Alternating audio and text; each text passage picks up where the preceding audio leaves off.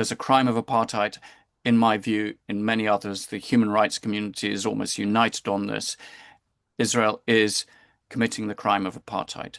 Yeah. And it's at its most acute form in the West Bank, where it is easier to demonstrate that level of systematic discrimination. It's more visual, where you see the settlements that have every operating under Israeli civil law with all the advantages of that. They have security, water, electricity, everything you need to be a thriving community.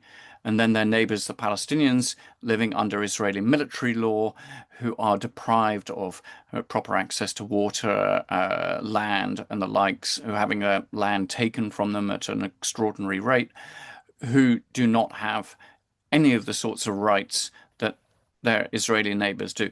Those Israeli neighbors, of course, who can vote in elections within Israel, where Palestinians, of course, cannot vote for those people who are ruling their lives.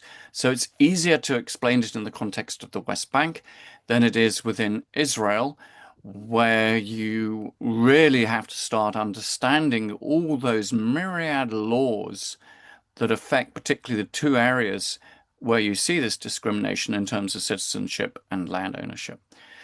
And within Gaza, it's also an added complication. Let's go back, before the events of October, that it was more of a siege, that Israel controlled and occupied it. But there wasn't necessarily that discrimination in law that you see in the West Bank. It was different, and of course, you had the authority in Gaza and Hamas had its own laws, so it was also somewhat different.